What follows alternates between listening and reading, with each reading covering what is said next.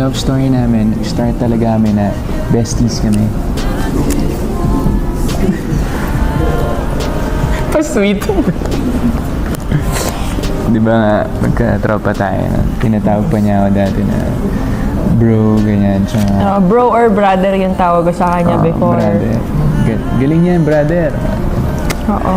And then, tas yun nga, As in talaga yun, close talaga kami. Tapos parang best friends, like besties yung ano namin. kaya special place ang Secure kasi after pagbalik galing Secure, nung guest ako sa Limitless niya, doon ko napagtanto na mahal ko ang best friend ko. Masaya kasi nag-start yun sa mga broad numbers eh. Parang natuwa sila, si Juliver. May mga following bigla after ng mga prod numbers namin. So, naging naging consistent na every time na mag-AOS or no Studio 7 pa lang na talagang lagi kong nakaka-prod si Jules noon. And kinakabahan pa nga ako, lagi nagpapaturo. Hanggang ngayon naman nagpapaturo pa rin ako kasi syempre, she's the best. So, ayun. Kaya, thankful ako eh kasi dami ko natutunan eh. Lalo na sa singing eh. Dahil sa kanya. Coach Julie. Ako naman, natutuwa kami kasi syempre yung support na binibigay ng mga fans, yung mga supporters namin. Ever since na nagkaroon ng Juliver, which started before pa, like Studio 7 days pa lang. Tapos maganda yung reception dun sa mga performance namin.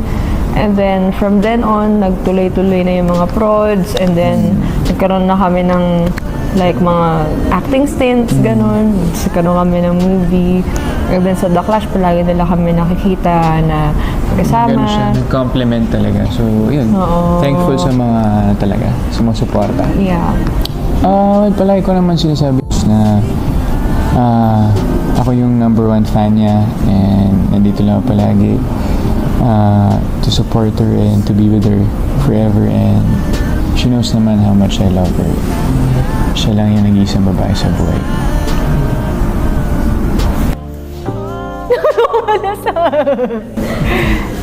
Seryoso. Grateful ako sa'yo, Ray, for everything. And yun, thank you so much kasi dumating ka sa buhay ko. And yan, palagi ko naman sinasabi sa'yo na I'm so proud of you, and sa lahat ng mga na-achieve mo sa buhay, sa growth mo.